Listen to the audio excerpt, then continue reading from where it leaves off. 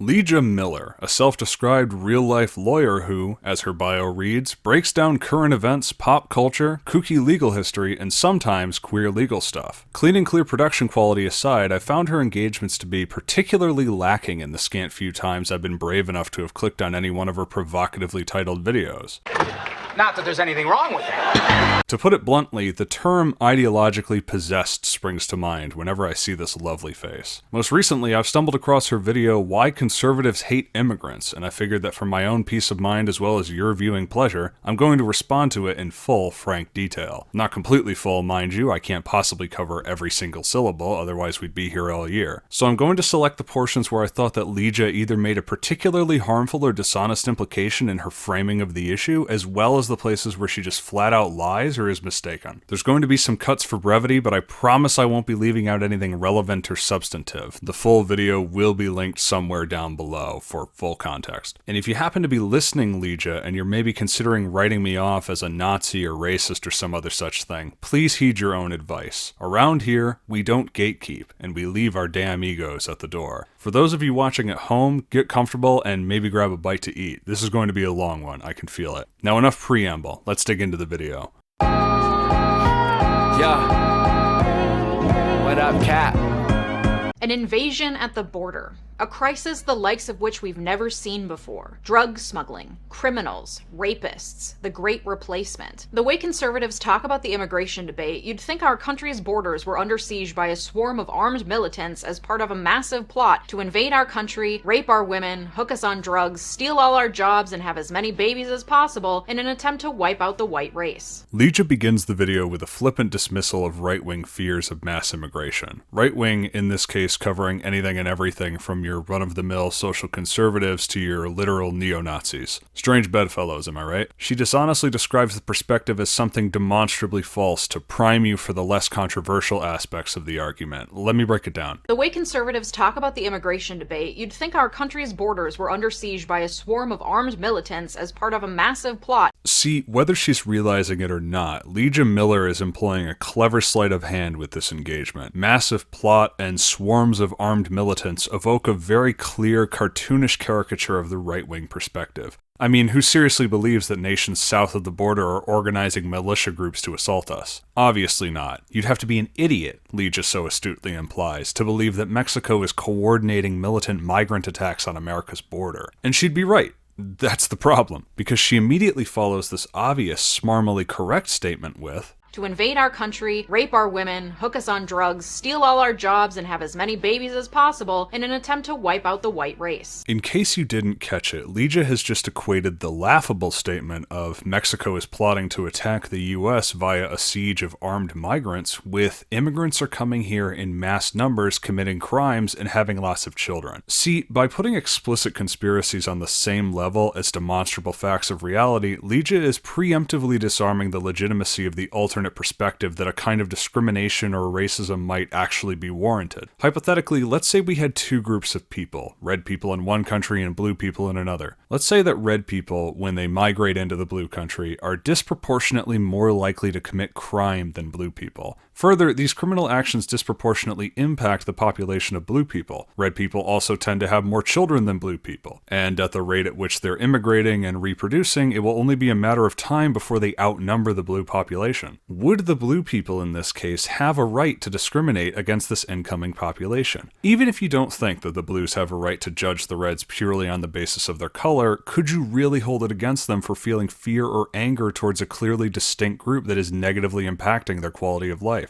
In-group preference is a deeply ingrained part of human nature, and for good reasons which we'll tackle later. To discount this well-documented instinct as being on the same level as conspiracies about secretly coordinated invading forces, even if done so unconsciously, is irresponsible and irreverent, to say the least. It was sly little framings like this that put me off of Leeja's content in the first place. But I'm getting ahead of myself. We're not even past the ad read. Let's let Leeja present her case and we'll go from there. The Alien and Sedition Acts of 1798 were were passed in the face of looming war with France, an effort to increase residency requirements to acquire national citizenship, allowing deportation of immigrants deemed dangerous to the peace and safety of the United States or who were enemies of the nation. And that fear of immigrants as posing a threat to national security and our sense of nationhood has persisted. Leeja goes on to discuss the historical context of anti-immigrant sentiment in America, and I'm not gonna lie, this read a bit like trying to meet a word count on an essay rather than anything relevant or informative. I don't mean to discount the idea that historical context can inform us about the realities of today, but I didn't really hear her make that connection in this segment. She equivocates some more, as she is wont to do, vaguely citing an act passed in 1798 as the initial incident for that fear of immigrants as posing a threat to national security and our sense of nationhood, as though this fear is unfounded or otherwise unjustified. I'll admit total ignorance as to what the political zeitgeist was like in 1798. Leeja doesn't really accomplish her task of informing me or the audience of what this has to do with what she brought up at the start of the video, so I'm left only to speculate. But this reassertion without backing that immigrants could threaten a nation's sense of identity is, you guessed it, fundamentally flawed. First, she does it again. You know, the thing where she lumps two ideas together to make the reasonable one sound unreasonable. Immigrants posing a threat to national security isn't really a point that I hear anyone making, at least not in this context, and as such, it devalues the following point that immigrants could threaten a nation's sense of identity. I'm going to go ahead and softly accuse Leeja of foul play here and suggest that she means to equivocate the concept of national security in the context of a nation at war with national security in the sense of a nation's rate of crime or general quality of life, as she brought up at the start as a common conservative talking point against immigration, as if these two things are even remotely comparable. Like a foreign national trading military secrets is in the same ballpark as someone who illegally crosses the border. Pretty sneaky, I'm not gonna lie, if not just plain sloppy. But like I said, we'll get to crime later. On the point about immigrants threatening a sense of nationhood, Leeja, again, just blithely dismisses this as some irrational, antiquated concept introduced in the 1700s, as if we don't have any sort of data to back this up. It's just another right-wing conspiracy. Well, not quite. Let's delve into it. In-group preference, for those of you who are unaware, is a pretty thoroughly documented concept found in all species, but for the purposes of this discussion, we'll stick to humans. Have you ever seen those bombastic headlines about babies being born racist? That's basically what we're talking about here. In-group, out-group distinction. It's an innate recognition of differences between groups that have proven inarguably useful to the propagation and further sustaining of our genes. Quite possibly the primary goal of our lives as humans. That is to say, in-group preference is simply a fact of how we operate. It's neither moral or immoral inherently. To bring it back to the example about reds and blues, let's say that reds were genetically predisposed towards discrimination in favor of their own group, whereas the blues are somewhat lacking in this regard. Maybe even the majority of blues believe that we shouldn't be judging people based on their color, and that reds and blues are fundamentally the same. They even rate themselves pretty much evenly with reds when asked to do so. But still, the reds continue to discriminate, and when asked about their opinion on blues, their answer is resoundingly negative, while their opinion of their own group is very high. Would the blues, therefore, be justified in recognizing these differences between the two groups and acting on them accordingly, maybe through political action or social discrimination? I'm certain that Leeja would say no, but remember, we're not talking about why Leeja Miller loves immigrants, we're trying to figure out why right-wingers hate immigrants. Drawing this all back to Hispanic immigration and the impact it has on national identity, the hypothetical about reds and blues is directly analogous to the divide that we see between whites and Hispanics. Whites traditionally have lower levels of in-group preference when compared to all other races, Hispanics included. In fact, white liberals in particular typically have a very low opinion of their race as a whole. Anyone want to wager a guess what Leeja Miller's take on the white race is? Hispanics, as it happens, are just behind blacks in regards to how important they view their race as a part of their identity. They rate themselves quite highly when comparing themselves to other groups and place whites fairly low on the scale. So for Leeja to tacitly imply that a group like this couldn't have an effect on a nation of people with a far more diluted sense of themselves is downright absurd. But then again, as you've probably already figured out by this point, Leeja isn't really trying to understand the other side, only dismiss it in favor of her own perspective. They administered so-called intelligence tests to prove the intellectual inferiority of Black Americans and new immigrants, intentionally including an overrepresentation of mentally handicapped people in their tests. To be honest, I'm not totally sure what Leeja's argument is here. It's clearly a dig at the idea that IQ is heritable, but she really doesn't go any further than this surface-level critique with a headline thrown in for visual flair. I think she's arguing that IQ tests have historically been used as an excuse to paint non-white immigrants as lesser than whites, so they're therefore invalid, but of course this fails to account for Asians who obviously have a higher average IQ than whites, so that can't be right. If she's simply arguing that intelligence isn't genetic, she's only half right, because obviously environment matters to a degree, but the average IQ gap between the races cannot be explained by environmental factors alone. The debate these days seems to be not so much about whether or not IQ is real or even genetic, but more about just how much of it is genetic. In an anonymous survey of experts conducted in 1985, when asked about the source of black-white differences in IQ, 45% of those who were willing to answer concluded that the IQ gap was a combination of genes and environment. This same survey was repeated in 2020, with the expert consensus leaning towards genes being 49% of the reason for the gap in IQ. The 2013 version of the survey also goes into expert opinion on bias and intelligence testing, and I'll just throw those graphics up here now and spoil the ending for you. Nowhere do they conclude that there is any sort of large bias present in these tests, least of all a racial one. It's not some sort of niche racialist position to believe in the heritability of IQ. If that were true, nearly half of the experts in these fields are secretly sig-heiling skinheads in disguise. But maybe Leeja actually believes that. Also, just notice how we're not even halfway through the video yet. Is this how disinformation spreads? Give it a long enough runtime and the internet racists will get too exhausted to try to debunk you? Because it's working. I recently read the book Fearing the Black Body about the racist origins of fat phobia. I'm sorry. My mind just got fried. I thought I was back in 2016. No, it's fine. It's really cool that you read a book about the racist origins of fat phobia. No, yeah, go on. Tell me. What did you learn? I'm really curious. I'm serious. The author traces some of the history of race science and race-based classifications throughout the centuries, and at one point, Irish people were considered part of the same race as people from Africa, which adds further context to the racist fear-mongering during the height of the Irish immigration in the mid-1800s. Race, it turns out, is made up, and which people belong to subjugated races changes based on the flavor of the era. Okay, back to business. Leeja's next major claim is that race isn't real. More specifically, she claims that whiteness in America is something of a social construct that appears to have some flexibility in how it's exercised as history progresses, ergo implying that the distinction is invalid and ought to be treated as such, disregarding the fact this simply isn't true.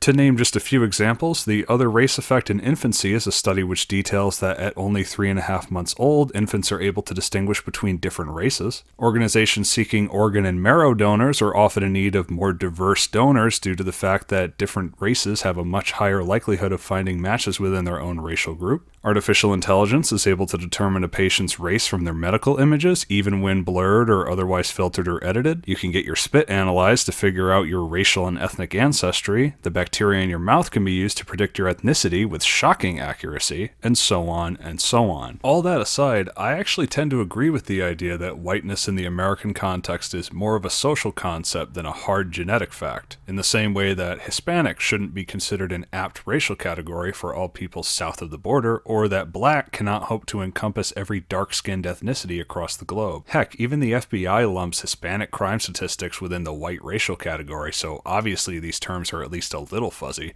But the fuzziness of these terms does not disprove the reality of race. Simply because the Irish were once otherized in American history doesn't mean that they weren't genetically the same race as other Europeans. I would even argue that the fact that they were eventually absorbed into the white ethnic group is actually more of a point in favor of racial distinctions, as these initial differences were eventually overcome as the group was assimilated into the broader culture, whereas other clearly distinct groups are still to this day considered non-white. It's a wonder why Asian people were never adopted into the white race, Leeja might ponder. If white supremacists are so hung up on intelligence and all that, it couldn't possibly be the case that arbitrarily deciding one day that the Japanese were actually white all along would be like trying to fit a square peg into a round hole. But why not? It is a social construct, right? Flavor of the era and all that. You know what? Screw it. Honorary. It's also quite telling that Leeja cites the author Noel Ignatiev, I probably butchered that, I'm sorry, as one of her primary sources on this matter. The same Noel Ignatiev who was the editor of a publication titled Race Trader, the same race trader whose stated goal was the abolition of the white race. I don't think this needs to be said, but what do you think would happen if I told Leeja that I ran a publication whose stated goal was the abolition of the black race? Do you think that she would trust anything I'd have to say on black issues, let alone recommend my book to her hundreds of thousands of subscribers? Or do you think I'd get a knock at the door from a federal agent?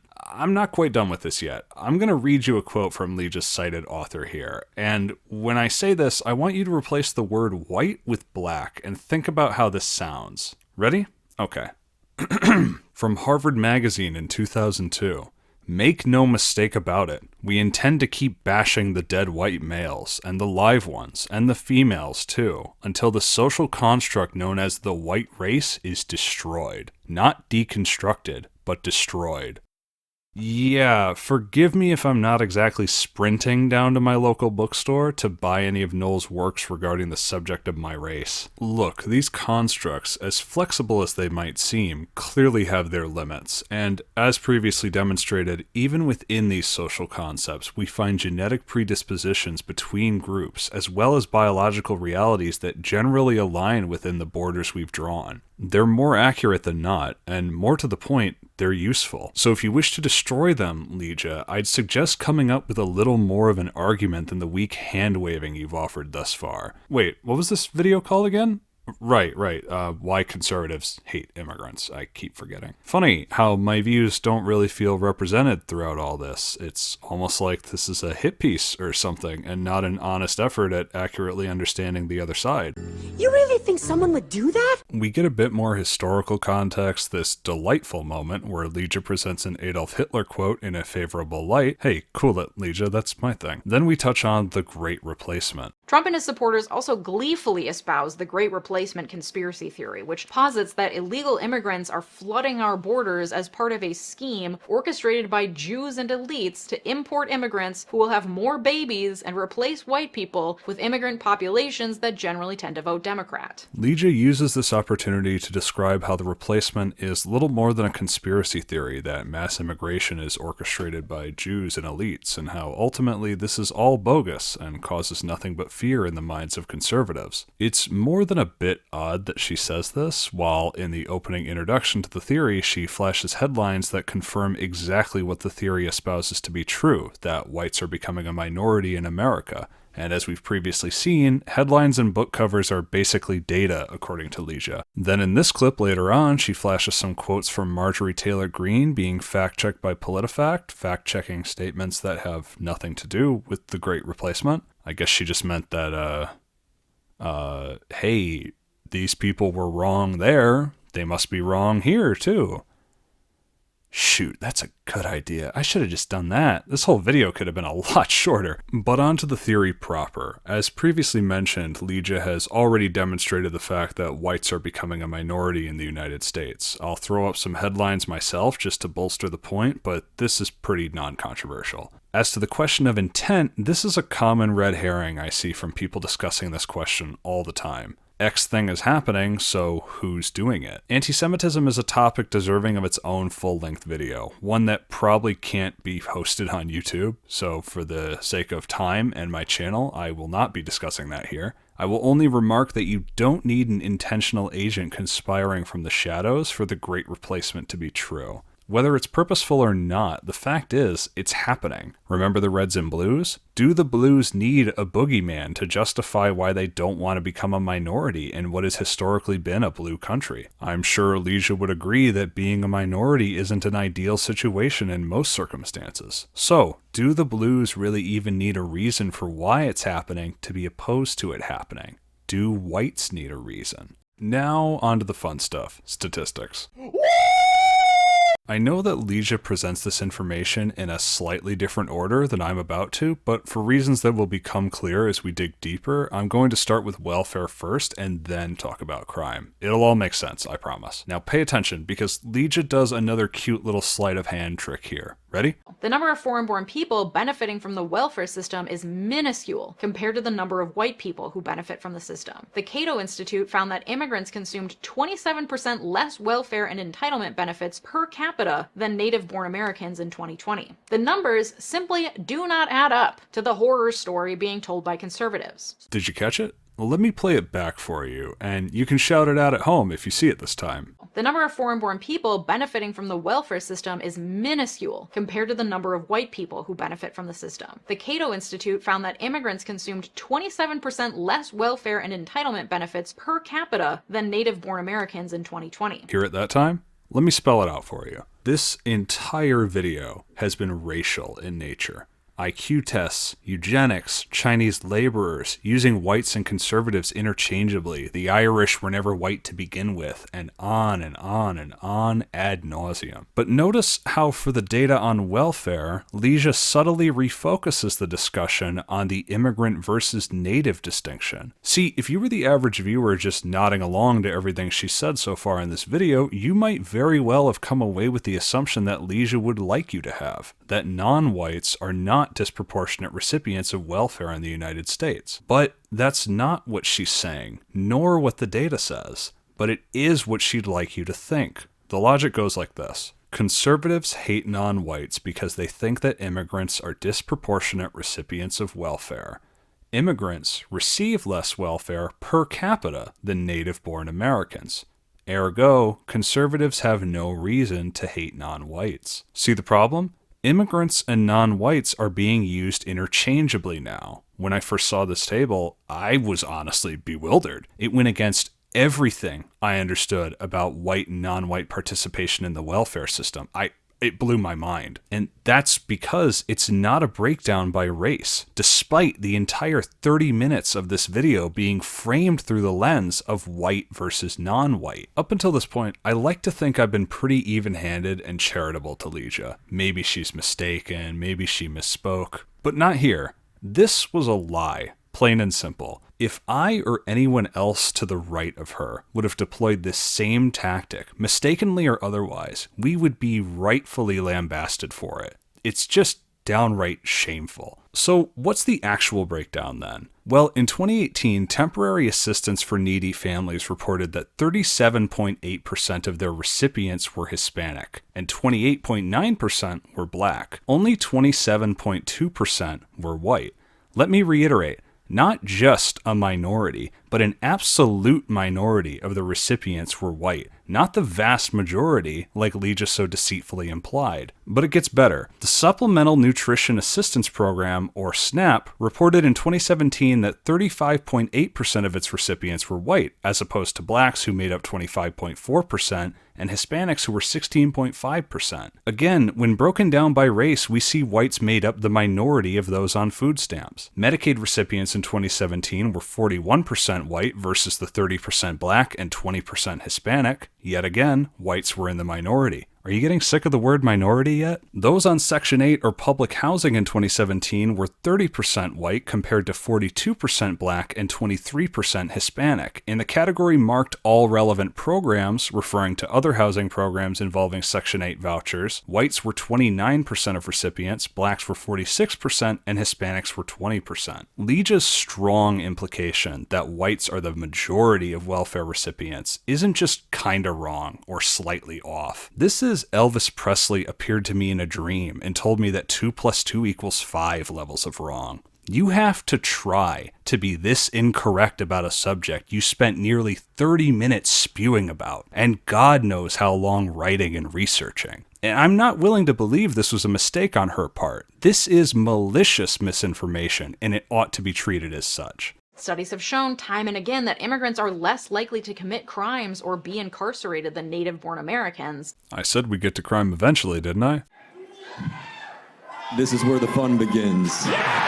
I already went through the whole spiel about how she's dishonestly swapped out non-white with immigrant, so I'm just going to cut through it and talk about race again, like she's been doing for the whole video. Remember what I said earlier about Hispanics being classified as white in FBI crime data? Let's talk about that. It's been previously estimated that some 93% of Hispanics are classified as white by law enforcement, irrespective of actual ancestry. Even the National Council of La Raza, a Latino advocacy organization, said in a statement released in 2015, Latinos in the criminal justice system are seriously undercounted. The true extent of the overrepresentation of Latinos in the system probably is significantly greater than researchers have been able to document. Lack of empirical data on Latinos is partially due to prisons' failures to document ethnic details at intake or recording practices that historically have classified Latinos as white. This not only means that the white rate of crime is being inflated, it also means that we can't fully account for the Hispanic rate without doing some major guesswork. I'll be honest, because Leeja isn't, and admit that I cannot claim to know the actual crime rate of the Hispanic population. I'm not a mathematician, I'm straight. But we have to acknowledge that a good portion of that crime is being categorized as white criminality, thereby inflating white numbers while downplaying Hispanic ones. See now why I wanted to save this for later? With all that being said, let's tackle the numbers that we do know. Leeja loved harping on this point about non-whites not being drug traffickers, so we'll start with that. The United States Sentencing Commission's breakdown of drug crimes by race shows that, as of 2022, 42.7% of offenders were Hispanic, 28.1% were black, and 26% were white. That's right, whites were proven yet again to be the absolute minority of these three, and funnily enough, Hispanics were actually the majority of those committing drug offenses, the exact opposite of what Leeja was implying. But what about fentanyl, I hear you asking? That's true, she did bring that up more than a few times. Maybe that's the silver bullet that kills white supremacy. Well, yes, when you break these numbers down for that drug in particular, the stats do change, but not for the better, at least not for Leeja. In the case of fentanyl offenders, the USSC's numbers showed that 55.9% were black, 25.9% were Hispanic, and a minuscule 16.8% were white. So, granted, not Hispanics this time, but certainly not white people. Okay, fine, so drug crimes are a wash, but what about this idea that interracial crime isn't happening, like Lee just said? Roll it back. You'd think our country's borders were under siege by a swarm of armed militants as part of a massive plot to invade our country, rape our women. Now, I'm going to assume that Leeja doesn't just mean rape when referring to crimes committed by non-whites against whites, which is probably a good thing, seeing as we don't keep that data anymore, and when we did, we found figures that suggested that black men were some 34 times more likely to rape a white woman than white men were to rape black women. So, dodged a bit of a bullet there, huh? But we do have data on interracial violence, that is, white on black crime, black on white crime, and so on. The Bureau of Justice Statistics National Crime Victimization Survey reported that as of 2021, Hispanics were 3.3 times more likely to attack a white person than the other way around. That by itself is staggering, but when you look at black on white crime, the likelihood rises to 35 times the opposite. Let me repeat that. Hispanics are over 3 times more likely to attack white people than whites are to attack them, and black people are 35 times more likely. While Leeja might like to pretend that violent rhetoric from conservatives is an imminent threat to non-whites everywhere with her cherry-picked examples, the reality is actually, as usual, the opposite of what she's saying. This idea that she has repeated throughout, that whites are not in danger of attacks from Hispanics and other non-whites, is not only unfounded, but when you look at the data, it becomes almost laughable. I say almost because it would be funny if it weren't so sobering. The boogeyman tales of immigrant criminals and foreign invasion do not hold up when the data is examined. And with that, we've reached the end of this cluster bomb of dishonesty and misinformation. You know, a good hallmark of an honest interlocutor is the ability to accurately restate an opponent's argument. This indicates that you're approaching the conversation with an open mind and that your rebuttals aren't just unproductive nonsense. So, why do conservatives hate immigrants? Or, more specifically, as Leeja would like to discuss, why do right-wingers hate non-white people? Leeja Miller's answer? For no good reason. No nuance, not even a tepid evaluation of the facts, just a blanket assertion that conservative beliefs about immigrants are totally baseless and unfounded. Allow me to take a stab at the question instead. Conservatives hate non-white people because of their commitment to their own group's interest as opposed to the nation's at large. Conservatives hate non-whites because of their hatred of white people. Conservatives hate non-whites because of the high cost they have on their society, including their disproportionate use of welfare, high rates of crime, and the violence that they perpetrate against whites. Conservatives hate non-white people because they know that in just a matter of time, they will become a minority in a country full of people who hate them. Conservatives have plenty of reasons to hate non-white people, and if you continue to lie about or ignore them, things will only get worse. Thank you all so much for watching. I know it's been a while, but hopefully this extra long video makes up for it somewhat. I want to give a huge shout out to Screamer for the awesome work he did on these avatars, the ones that you've been seeing all throughout the video. Hope you like him because I love him. He's a stellar artist and a really swell guy. You can follow him here. I can't stress enough how awesome his work is. Not just on the avatars, but like everything he draws. Seriously, he's a great guy. Please show him some love and give him a follow. I'd also like to give a shout out to my friend Ghesss, who came in clutch with proofreading this script and helping me get this out in a timely manner. You can find his Twitter here. Please give him a follow. He's a really genuine guy and one of the last good Twitter users. Seriously, he deserves it. And there was someone else who helped me proofread who preferred to remain anonymous, but all the same, I wanted to tell him thanks. He knows who he is. Lastly, a quick announcement. For those scant few of you who were wondering where all the remix content went, I have a new channel set up that I'll link down below. It's called Remix Tape, and I thought that was pretty clever at the time when I came up with it at 2 o'clock in the morning. I'll be uploading remixes I've done in the past, as well as new ones that I'll put out whenever the mood strikes me, so please subscribe to that if that's something you're interested in. I'd greatly appreciate the support. And with that, thanks again everybody for watching. Take it easy. Alright, this is the first video I've done in like 200 years. I got my McDonald's breakfast, and this is take 1. Let's go. But then again, as you've probably already figured out by now, I can say that, right? But then again, as you've probably already figured out by now, it's not what I have written. In the case of fentanyl offenders, the USSC's numbers, I said it right, and I thought I messed it up. Oh my gosh. Thank you all so much for watching. I hit the table. Thank you all so much for watching. I know it's been a while, but I can do that without sounding like a robot. Come on.